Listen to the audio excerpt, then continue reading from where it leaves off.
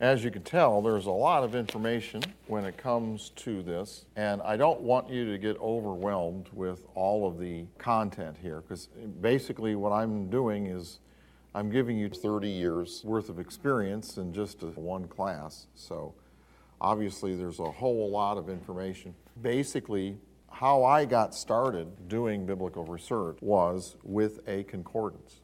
That's all that I started off with. My teachers were honest and they had integrity, and they said, don't take my word for it. Make it your own. Check it out for yourself.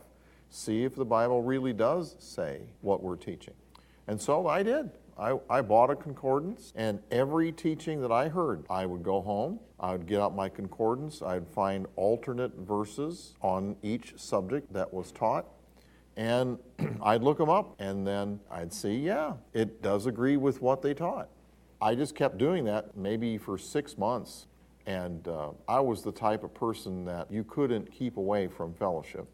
I think I went to fellowship almost every day of the week where one was to be found.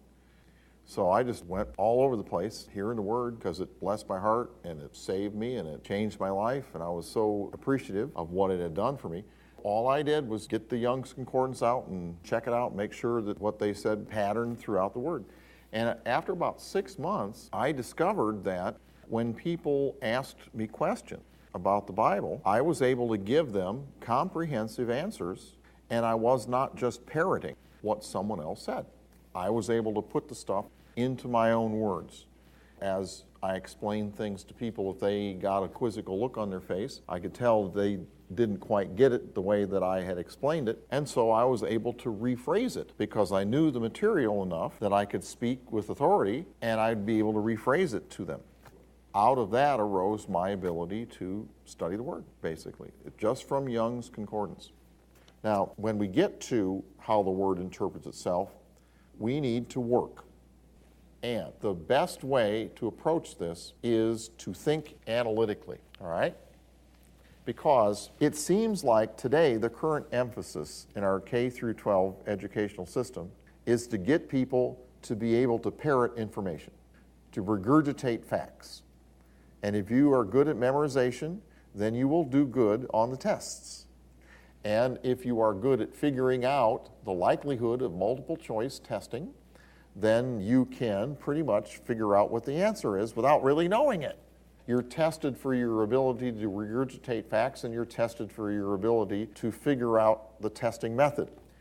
But unfortunately, not many people learn how to think analytically until they get to college or they have to do so at their job. And I know that there are wonderful teachers, but many times they are constrained by the system. I remember, and I'm sure you do too, great teachers throughout your education who pushed you, who affected you, who inspired you. See, and they're wonderful people. I think that, though, there has been a deficiency in teaching people how to think analytically. And it's not difficult. Do you know what it is? You know how to think analytically? All you have to do is ask yourself those perennial questions. Who? What? When? Where? Why? How? To whom? That's all it is. Just ask yourself questions. Force yourself to consider the details. Look at the details and evaluate. And what will help you, guide you to get the details right, is asking those questions. Questions are good.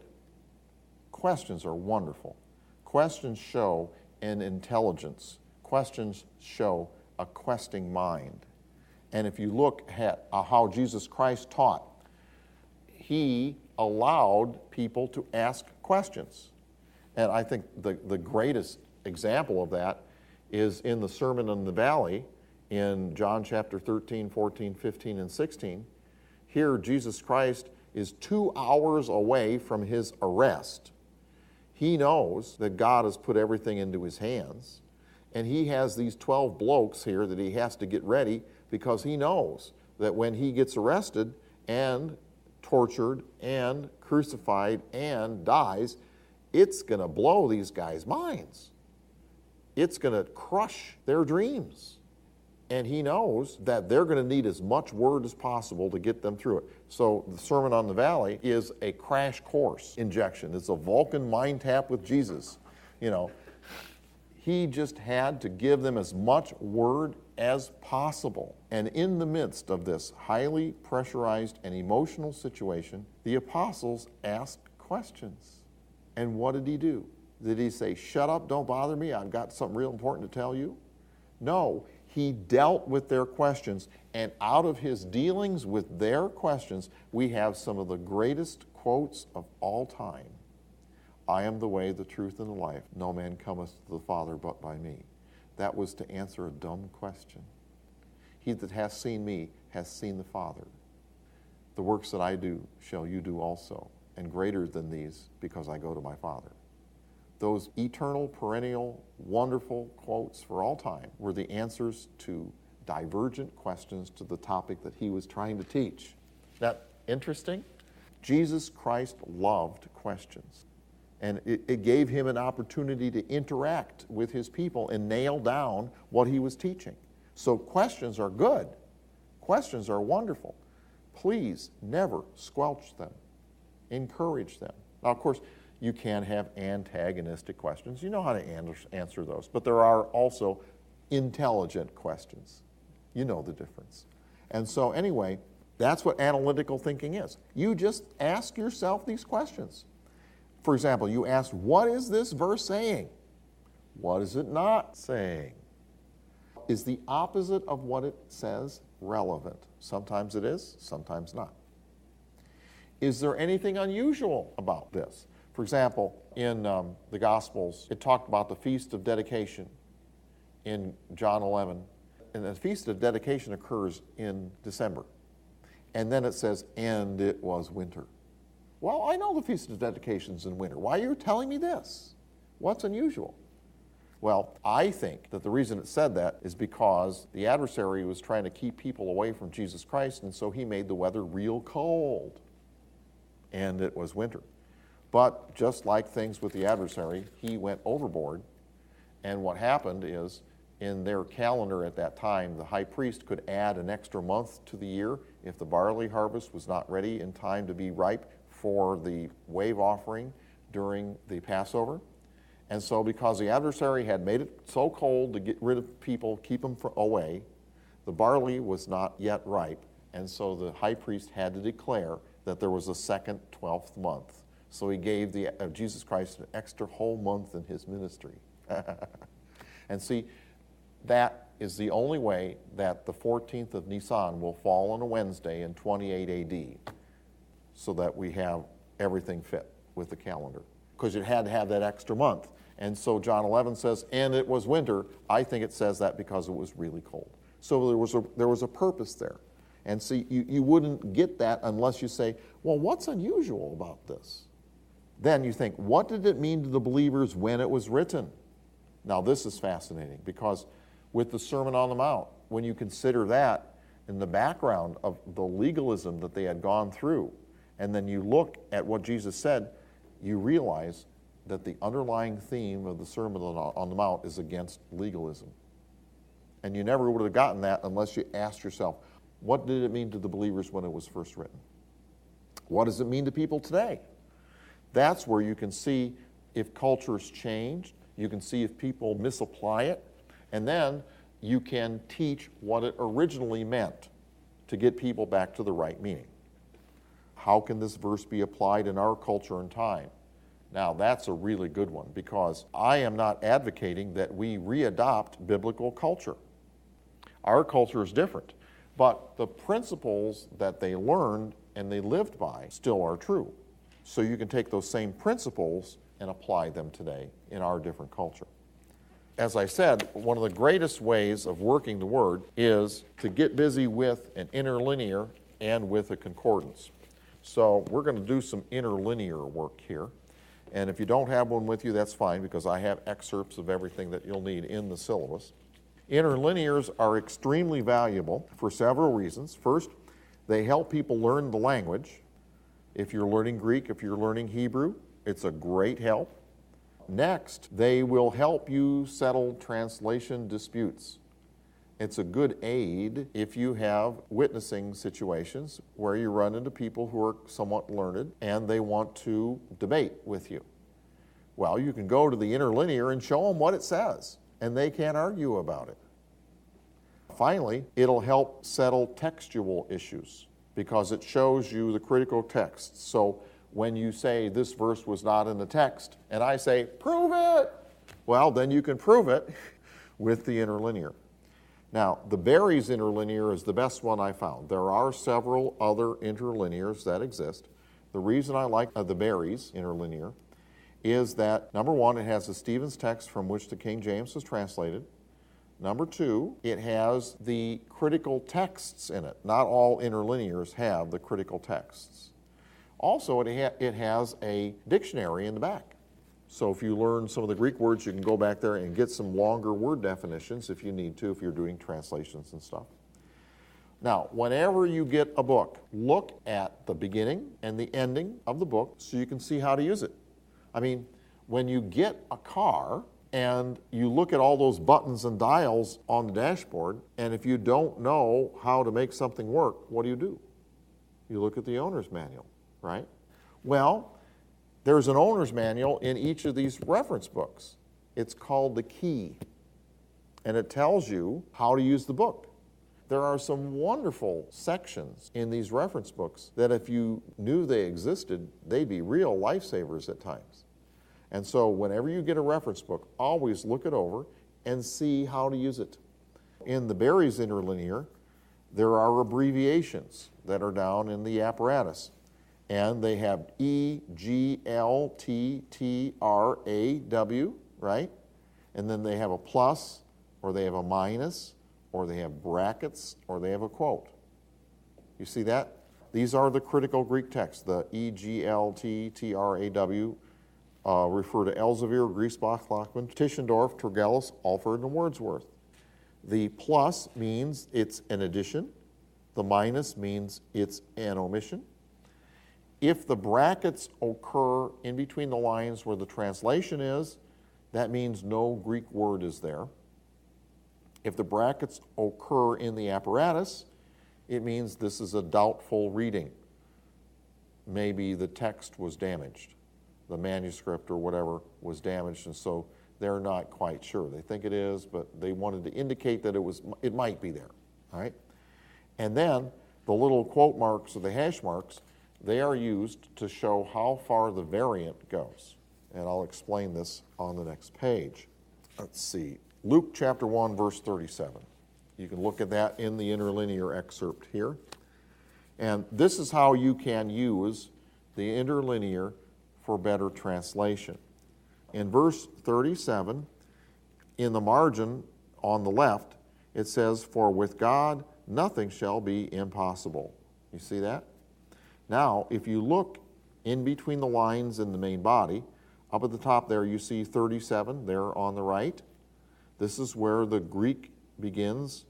Hoti uk aduna tesi para to theo pan rema. That's the Greek. But the translation, for not shall be impossible with God anything. You see the little numbers on there on the English words? That helps sequence the English words when the Greek word order is unnatural for English. The literal translation would be, for not anything shall be impossible with God. All right? But I was reading this one day, and all of a sudden I realized, well, that word thing, what is that? That's the Greek word rhema. Rhema means an individual spoken word. And then impossible, that is adunatesi. Dunamis is power, right? Dunameo is the verb. The a is a prefix, means un, like non. Literally, you could translate this, no word from the mind of God is without power. Now that really makes a dynamic translation, because every time God speaks, powerful things happen. His word never returns void. See, now that echoes throughout the Word with other things that concur with it, and it makes for a very exciting translation. No Word of God is without power. Everything that God utters, things happen.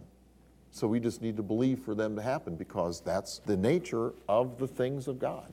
Isn't that exciting? So you can see that from the interlinear, if you just pay attention. Now, another use of the interlinear is to show and prove the existence of a textual variant. So here we'll go to Romans 8:1. In the King James, in the margin, on the right, it says, "There is therefore now no condemnation to them which are in Christ Jesus, who walk not after the flesh, but after the Spirit." However, if you look in the main body, we'll read the interlinear in between the lines for verse 8, or chapter 8, verse 1. "There is then now no condemnation to those in Christ Jesus." Do you see the next word is not? If you look above the word not, and you see the Greek word, which is may, it looks like UN, but it's may. Now, do you see that superscripted U there, right by may?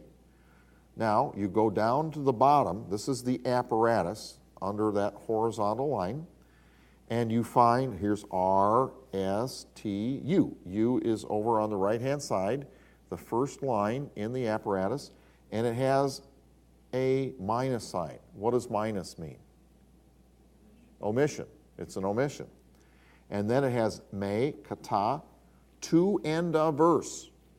Now, if you go back up into Romans 8, in the interlinear part, and you read from the end of line 1 of verse 1, "Not according to flesh who walk, but according to Spirit." Now, you see the word Spirit in the Greek, that's pneuma. You see that? And above pneuma, you see the two little lines right at the end, just before the "to" in verse 2. Do you see those? That means that the footnote U extends all the way through to those little marks. You see it? So all those words, "not according to flesh who walk, but according to Spirit," those were omitted. All right, now you go back down into the apparatus, look at you, it says, "me, kata," to end of verse, and then it has G, L, T, T, R, A, W. So that means that in Griesbach, Lockman, Tischendorf, Tregelles, Alford, and Wordsworth, all of them say that the rest of the verse is not in the text. Now that is pretty authoritative, right? I mean, almost all of the critical texts. The only one that doesn't have it is Stephanus and Elzevir. They say it should be in the text. But all the other ones, G, L, T, T, R, A, W, those were the ones who utilized textual criticism principles. So I could say with authority, the rest of the verse is not in the text. That's what you can use the interlinear for. Now, as I explained before, sometimes there were unintentional errors, sometimes there were intentional ones, where people did not have respect, especially in the 2nd and 3rd centuries, for the Scriptures. And I'll show you a doozy.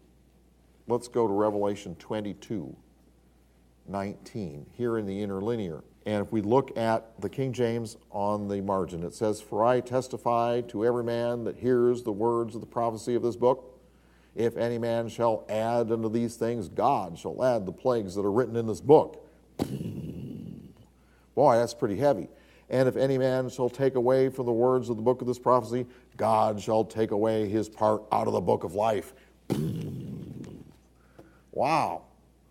You know what? Somebody changed something in that verse. Somebody changed something in that verse. It'd be like signing your own death warrant. That's nuts. That's crazy. Those are all synonyms for possessed. Let's look. Verse 19, in the interlinear. We'll read the English in between the lines. "And if anyone should take from the words of the book of this prophecy, shall take away God his part from the book of life." Now think of it. Think a minute. What's strange about that? You know what? I thought that the names in the book of life were written in indelible ink, right? So how could God take away from that book? You see it? There's a problem here. Now, if you look at the last line of the interlinear, away God his part from the book of life, you see the word book? If you look up, the word book in the Greek characters is biblou. And there's a footnote there. You see the EA footnote? And you see the hash mark at the end. So the extent of this variant is one word. And you go down into the apparatus and you find EA, which is the last one in the apparatus, and it has tu xulu, the tree, Glttraw. So here we have an intentional addition, change to the word, where someone wanted to substantiate the doctrine of excommunication. Go straight to hell, do not pass go, do not collect $200. And they wanted to substantiate excommunication. So they changed the word. It used to say the tree to xulu, and they changed it to the book, biblou. Xulu and biblou do not look alike, do they? They have the same oo genitive ending, but they don't look alike. The key and the B don't look the same, do they? So this was an intentional change. Isn't that amazing? So sometimes people did make changes. This reading, the tree, was in the earliest Greek text according to Glttraw. The word biblou occurred in the Vulgate, in the Latin Vulgate. How did this get into the New Testament Greek? It was simply because Erasmus, when he did his Greek text, all of his Greek texts were missing the last 6 verses of the book of Revelation. The last page in one of the Bibles was torn out or got damaged or whatever. And so he did not have a Greek text that had these last 6 verses. So what he did was he retranslated the Greek back from the Latin. And that's how that got in here. And see, most of the intentional changes that were made to the word were made to bolster theology. That is why Griesbach was so outspoken in talking about the variants that supported monastic piety. Remember that remark? 1 John 5, 7, and 8 is another occurrence of an intentional insertion. And also, we can document exactly how it happened and who did it. Here on page 136. In verse 7, and you're looking at the King James section, for there are 3 that bear record in heaven, the Father, the Word, and the Holy Ghost, and these 3 are one. There you have the Trinity, right there. And there are 3 that bear witness in earth, the Spirit, the water, and the blood, and these 3 agree in one. However, if you look at the interlinear section, and see, this is what really hacked off the King James crowd, because they love this verse. They just love this verse. But if you look at the interlinear part, verse 7, reading in between the lines, because 3 there are who bear witness. You see the next word in? If you look up, you see a Z, right? Do you see the Z there? That's a footnote. Go down to the bottom, find the Z.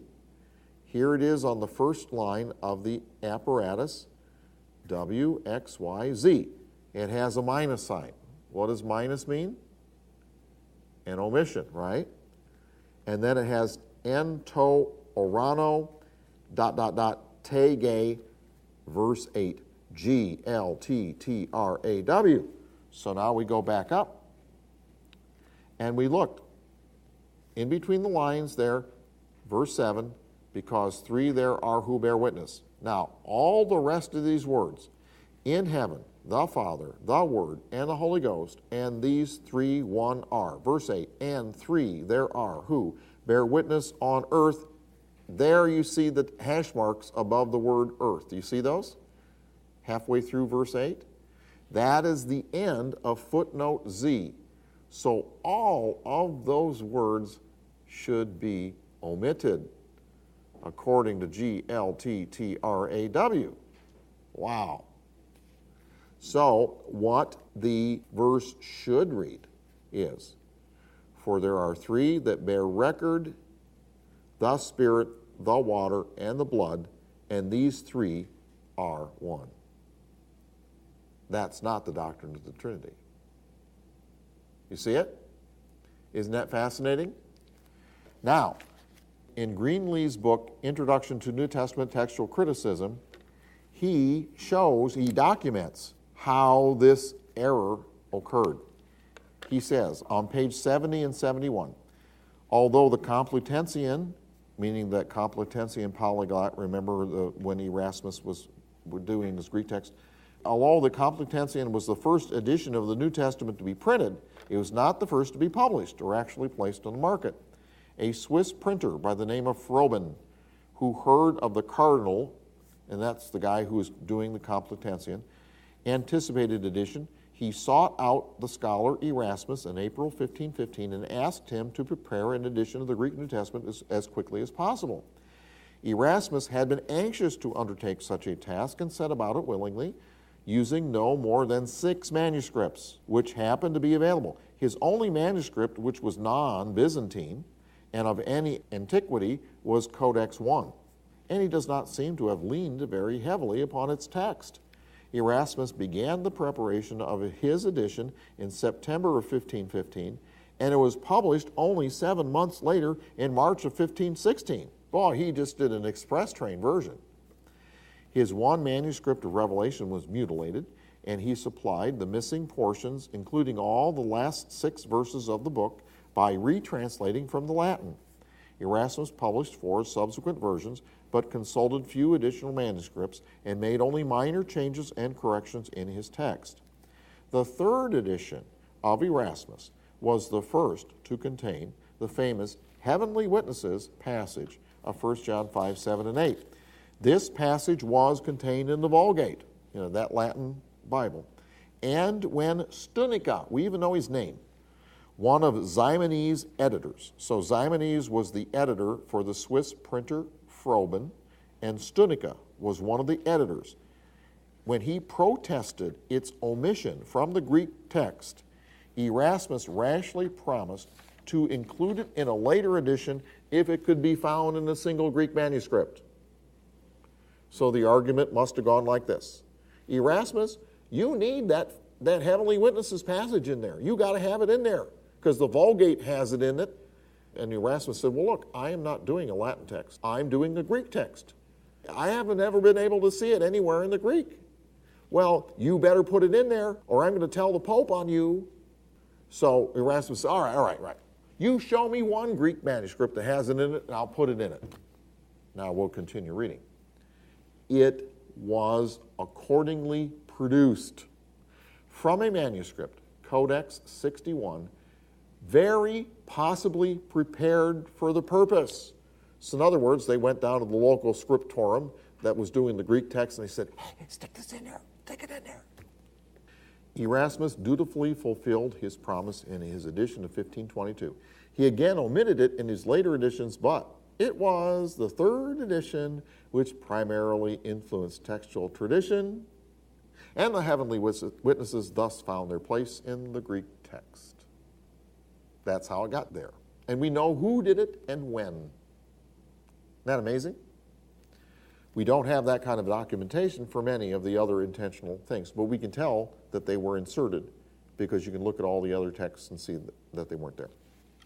Now, if you want to go further and look at textual variants and look at the actual manuscripts, you can use the UBS text and the Nestle-Aland text to do that. Sometimes your variant that you are looking at will not be represented in here. They only did the major variants. They did a lot of them, but only the ones that they thought were important to document. So if it does not show up in Nestle-Aland or in UBS, then what do? Well, in that case, try to get a hold of Tischendorf's 8th edition. You can go to a seminary library and probably find it there. Some college libraries might have it. It is online. Some of the online or computerized editions of biblical study programs have access to it. And so you can go to the Tischendorf's 8th edition because that shows far more variance than any other version. Now, also, when it came to unintentional changes, there was a lot of confusion when it came to the holy names in the Greek text. Back then, when people wanted to emphasize something, they abbreviated it. In our culture, when we want to emphasize something, we put it in bold or underline or change the font or something like that. If we want to de-emphasize something, then we abbreviate it. So ours is just the opposite. But the names God, Jesus, Christ, Son, and Lord were all abbreviated. And what was crazy about this is they are all 2-character abbreviations that end with an S. So if you look here on page 137, God is THS. The S looks like that sigma, right? Jesus was IS. Christ was XS. Son was US, but their U looked like a Y, capital one. Kurios, Lord, was KS. And what's really interesting is that the Chi in Christos and the Kappa in Kurios look very similar, the X and the K, and they were easily mixed up. This is the case in 2 Thessalonians 2:2. I was doing a word study one time of the phrase Day of the Lord and Day of Christ, and I saw that the Day of Christ was the actual gathering together day, while the Day of the Lord referred to the entire 6th administration, and the pattern fit entirely all the way through the New Testament except for 2 Thessalonians 2:2. And then when I got my interlinear out, I saw that there was a textual variant.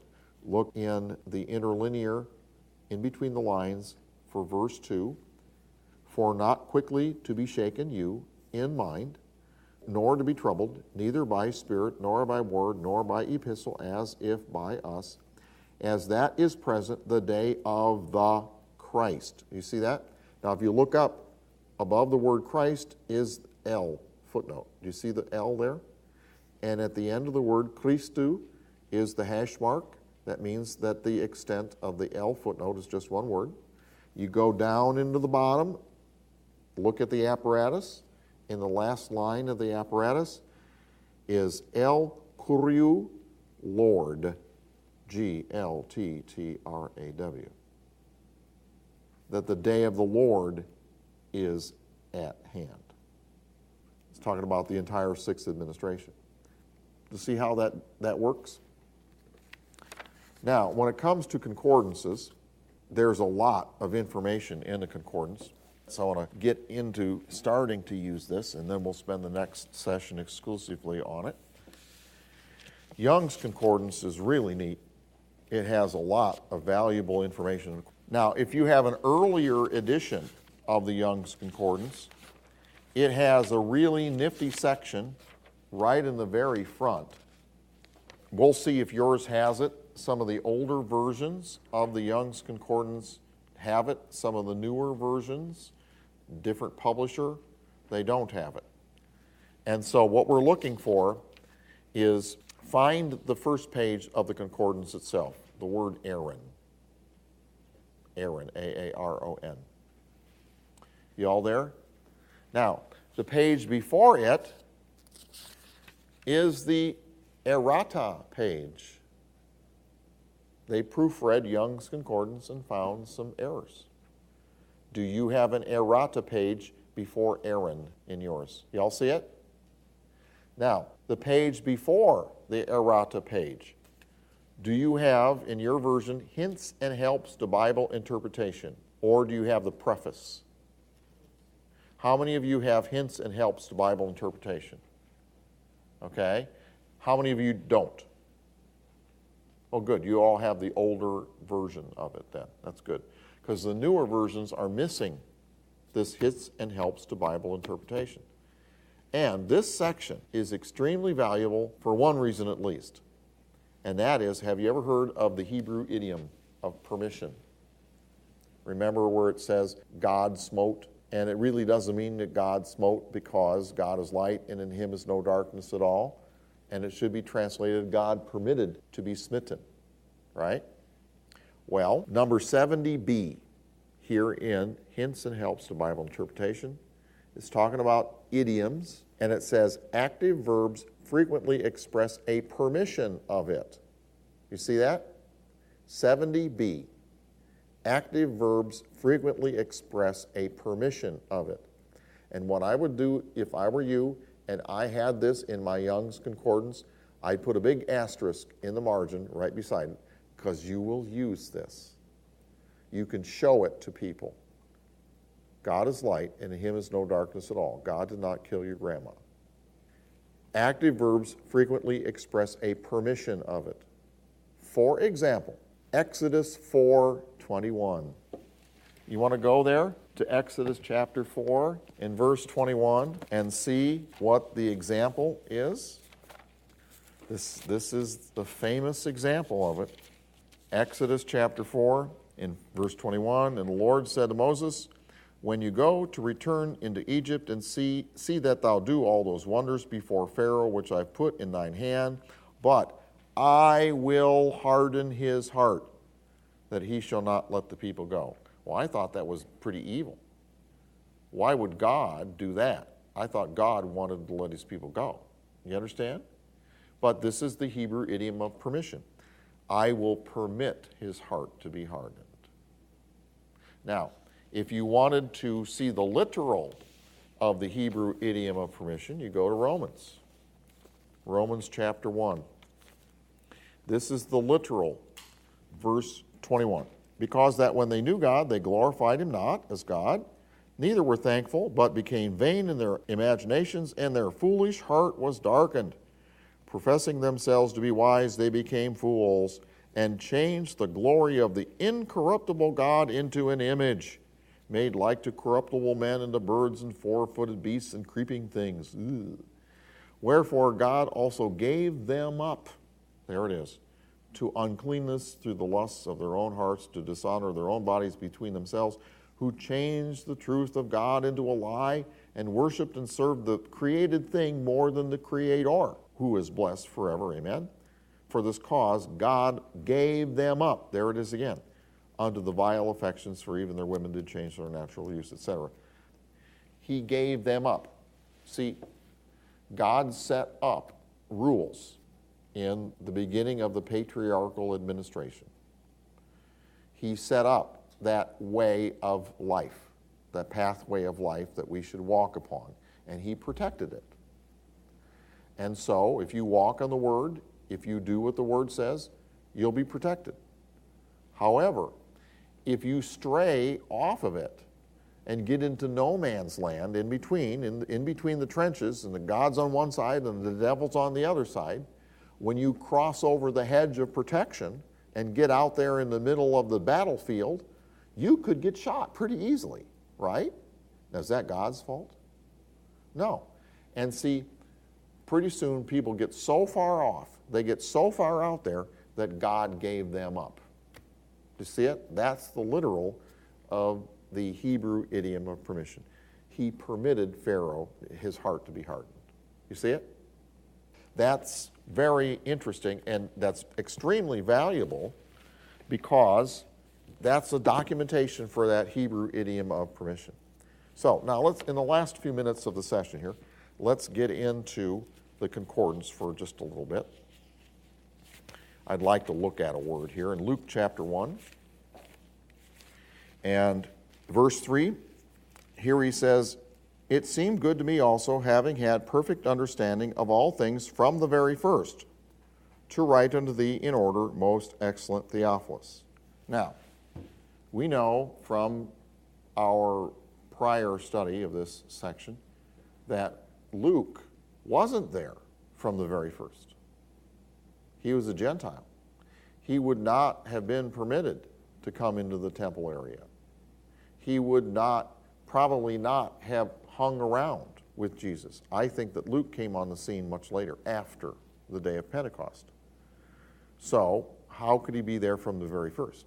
Let's see what that word is. So, go ahead, get out your concordances, and we're going to look up from the very first.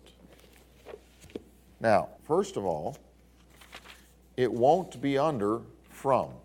because remember, Young's Concordance does not do prepositions like of or from, and it won't be under very if you try to find it. It'll be under first. So let's look under first in Young's Concordance. Okay? So we're looking for first. Now, so first. Okay, first. Here we find first in Young's Concordance on page 351. Y'all there? A left-hand column, page 351, Young's Concordance. And so we see first. And there are many words that are translated first. The first word that's translated first, you see one dot, that means it's the first example. One, you see the word one there in italics. Then you have these funny looking things. That's the Hebrew word. That's exactly what the Hebrew characters look like. Then, after that, you have echad. You see echad? That is the transliteration of the Hebrew. Now, if you wanted to transliterate the Hebrew, Hebrew is written backwards. If we read it in the order that we normally would read, it would read D-C-H-E. You see that thing that looks like an upside-down L? That's a daleth. And then in the middle, that's a he. And then the aleph is the furthest one over. But you have to read it backwards. So it reads aleph, he, daleth. And then underneath, you have the little symbols. And those are the vowels. You understand? So you would pronounce it echad. This is the Hebrew word. So we're looking for Luke. This Hebrew stuff is in the Old Testament, so it can't be there. So now you go down number 2, 1. Here's Kod. Number 3, former, Kodmai. Number 4, head, first, Rashon. Number 5, head, principal, Rosh. Number 6, head, first, Rishon. These are all Hebrew words, all Old Testament. So now you go, column 2 is all the same word. You go to column 3 up at the top. You all with me? Beginning, first, Rishoni. Number 8, foremost, first, Reshueth. Number 9, commencement, first, Tekilah. Number 10, to begin, Kalal. Number 11, its, pronoun, English, the first. Number 12, beginning, principal point. No, wait a minute. The characters have changed. You see number 12? Beginning, principal point, arche. That's Greek. You see the Greek characters, how they changed from the Hebrew? So now we're in the New Testament now, so we can begin looking for Luke 1 and see if we can find it here. Number 13, 1, Mia. It's not there. Number 14, prior, proteron. It's not there. Number 15, first, proton or proton. And now let's go down. Here's Matthew, Mark, Luke. Is there Luke 1 in there? No, the first one's Luke 6. It's not this word. So you go down. We're at number 16. Foremost, first, protos. Here's Matthew, Mark. We go on to the next page, page 352. Luke 1, is it in there? No, it's not there. So we keep on going. First, at the. And now it's going to some of the other ways that first is translated. So at the first. Well, it's not at the first. We're looking from the very first. So it's not there. Number 2, prior, protera. No. First to be. No, that's not it. First child to bring forth. No, that's not it. First day. No, that's not it. First estate. First. From the very. There we are. You see it? It's like about 2 inches up from the bottom on the left-hand column of page 352. First, from the very. And it says, from above, from the first, anothen. Luke 1:3. This is the word we wanted, anothen. Now, if we wanted to do a study of anothen, now we know what it is, anothen. So, what you do is you go back to the back of Young's Concordance, all the way to the very back. And there are 3 sections back here in the very back of Young's Concordance. So, first of all, let's look at the very back of the concordance part itself. Let's look up zuzims in the concordance, Z-U-Z-I-M-S, the last word in the concordance section. All right? It's on page 1090. Page 1090 in Young's Concordance. Do you see zuzims? Okay. Right after that is Index Lexicon to the Old Testament. Do you see that section? Index Lexicon to the Old Testament. So now we look through that, and that has 56 pages. So go to the end of that section, all 56 pages. And now, here's another section. Index Lexicon to the New Testament. Do you see that? That's where we want to look. Now, if we were to go further, there is a third section of proper names. But now what we're going to do is look up anothen in this second section. Anothen. So we're looking through, there's 6 columns here. The last word on page 1 is akarabos. It's not quite there yet. And the last word on the second page, on page 58, is anakaino. No, that's not it. We're looking for anothen.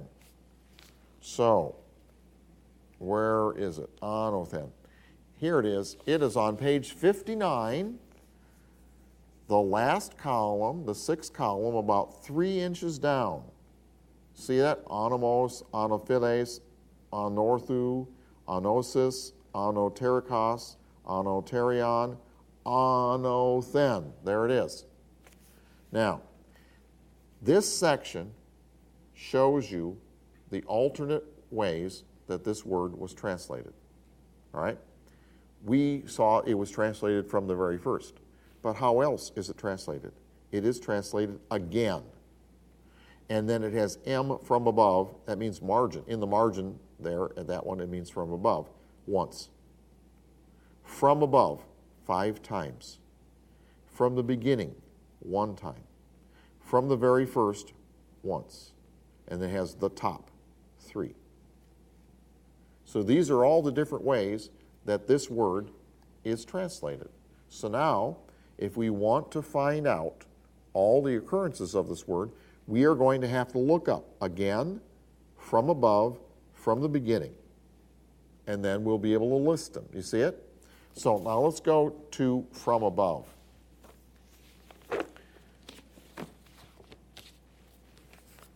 So now we're going to look up above.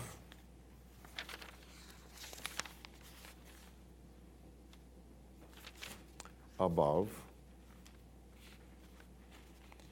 And that is on page 7. And it begins down at the far column all the way down to the bottom with the Hebrew words. It goes on to page 8.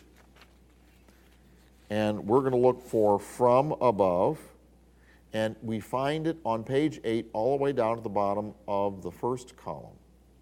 On the left, all the way down to the bottom on page 8. Do you see that there on page 8? From above, anothen. And then it says, he that cometh from above is above all. John 3:31.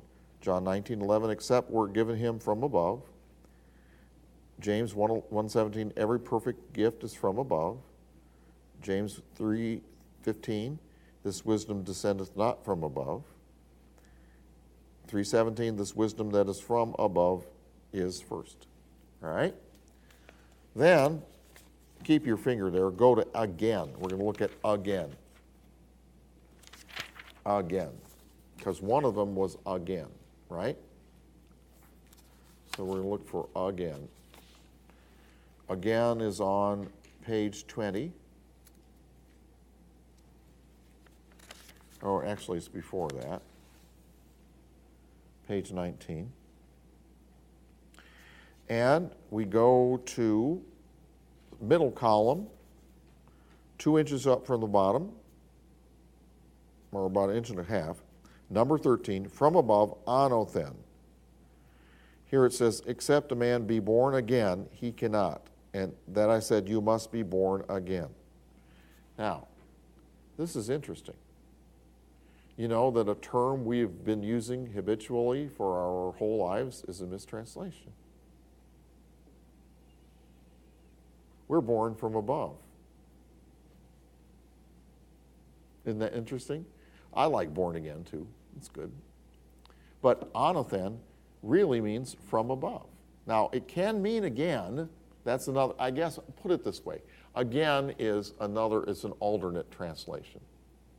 I'm not going to start a new church because I'm going to say born from above, okay? But it's another meaning of it. So it can mean from above or again. But now, if you go back to Luke chapter 1 and look at it, Luke chapter 1, and you look at it, verse 3, it seemed good to me also, having had perfect understanding of all things from above. That fits a lot better than from the very first. So you see how to use the Young's Concordance? What you do is you have to go to the front and go to the back and go to the front and go to the back. You can see all the occurrences of a word by following that pattern. Every single word in the Bible works the same way. You find the word that you're looking at. You look it up in the front section. You see what the Greek or the Hebrew word is. Then you go to the back sections. If it's a Hebrew word, you go to the first lexicon. If it's a Greek word, you go to the second lexicon. And look up that word to see what alternate English translations it has. Then you go back to the front body and look up each of those alternate English translations and find the word that you're looking for. And then you'll see, by using that process, all the occurrences of that word. Then what I would do is write them down, list them, and then look at them, look at the whole context around each one, and then you'll be able to nail down what that word really means. So we have another handout here. This one here is an excerpt from the Englishman's Concordance. And for those of you who like to do word studies and do a lot of word studies, you might be interested in graduating to the next higher level when it comes to concordances.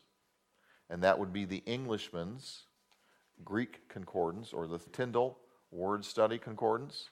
All right? There's also a Hebrew, an Englishman's Hebrew Concordance. Now, the difference between that and Young's and Strong's is that the Englishman's Concordances are listed with the Greek word at the heading, and all the occurrences of that Greek word, no matter how they're translated in English. So if you look at this, for example, in column 1 I have a copy of the Greek word phobos, which is fear. We're supposed to fear God, right? But perfect love casts out fear, right? There's a contradiction there, isn't there? So there have to be more than one meaning of fear. So here, if you look at phobos, the first occurrence is Mark 14:25. They cried out for fear. 28:4 for fear of him. 28:8 for fear and great joy. Now that's not the same kind of fear that crying out for fear is it? No. Now you get down to Luke 2:8. They were sore afraid. That's a different word than fear in English, right? Related, but if you get down to Romans 13:3, for rulers are not a terror. Do you see that?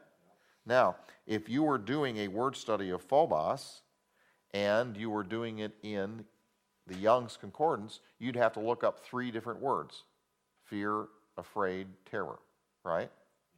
But here, they're all listed under one heading. So this makes word studies much more convenient, doesn't it? You have to be aware that there may be more than one meaning. So if perfect love casts out fear, but we're supposed to fear God, that shows us there has to be a second meaning here. Now, one of them means fear. Like when most people think of the word fear, they're afraid, there's something dangerous. But the other word for fear means to have awe or respect for. And that one is how we're supposed to fear God. If you do a word study of the word phobos, you'll be able to, just by looking at the contextual inference, you'll be able to tell which ones are be afraid of and which ones are have respect for. Here's another one in the other column. Here, this is the word create, katesis. And I was interested because I was doing a word study and I was looking at Colossians chapter 1. Look at Colossians chapter 1. Here it's talking about Jesus Christ in verse 13, who has delivered us from the power of darkness and has translated into the kingdom of his dear Son, in whom his dear Son we have redemption through his blood, even forgiveness of sins, who, his dear Son, is the image of the invisible God, the firstborn of every creature. Was Jesus Christ the firstborn of every creature? If you go to the interlinear, there's no textual variant there. If you go to the Nestle-Aland text or the Tischendorf or the UBS, there's no textual variant there. How could that be? Well, if there is an apparent contradiction, it's either in translation or in our understanding. So try doing a word study of it. So here is the word, katesis, in the Englishman's Concordance. Let's look at the first one, Mark 10:16, from the beginning of the creation of God. 13:19, from the beginning of the creation of God. 16:15, and preach the gospel to every creature. Oh, wait a minute. The first two are talking about the original creation. Is the third one, Mark 16:15, the original creation? No, this is a thing that was created, a creature. Romans 1:20, from the creation of the world. That's the first creation. 1:25, and serve the creature more than the creator. There's two definitions so far, right? One of them is the original creation. The second one is a thing created. Then Romans 8:19, the expectation of the creature, and this should be creation, waits for the manifestation of the sons of God. 8:20, for the creation was made subject to vanity. 8:21, for the creation itself also shall be delivered into the glory of the sons of light. Romans 8:22, the whole creation. These are all number one, meaning the original creation. Romans 8:29, nor any other created thing shall be able to separate us from the love of Christ, that's number two. But look at 2 Corinthians 2:5. If any man be in Christ, he is what? A new creation. Which creation? Is that the original creation? No. Is that just some animal walking around, created thing? No. What kind of creation is this? Spiritual. Christ in you. The other creation, created thing, is body and soul, right? This is a new one. There's three meanings. Galatians 6:15, neither is uncircumcision anything or circumcision, but a new creation. Which creation? The new one, the spiritual one. Colossians 1:15, firstborn of which creation? The new one. Colossians 1:15, there's three meanings of creation. The original one, bodies and soul things created, but then after Jesus Christ died and rose again, it was available for a third type. Like it says in Ephesians 2:10, we're created in Christ Jesus unto good works. When you get born again, God creates spirit within you. Jesus Christ was the firstborn of that spiritual creation. Then it'll fit because there are other verses. You just don't go with this because it fits your theology. You go and you find other verses that corroborate it. He's the firstborn from the dead, right? It's talking about the same thing. See the corroboration there? So when you do word studies, you may end up with more than one meaning. Well, don't be surprised. And what you can do is go through all of the occurrences and just check them off. This one's number one, this one's number two, this one's number three. And then you can look at all the number one meanings and they'll all pattern. They'll all fit. You look at all the number two meanings and they'll all fit. You look at all the number three meanings and they'll all fit. What gets you here is the contextual inference. You don't go there and say, I want this to mean something different. No, you let all the verses tell you it has to be different by how they fit. And then you can speak with "thus saith the Lord" authority and say, look, Colossians 1:15 is not talking about the original creation that he's the firstborn of. It's talking about the new one. Is that clear? And that's what these concordances are for.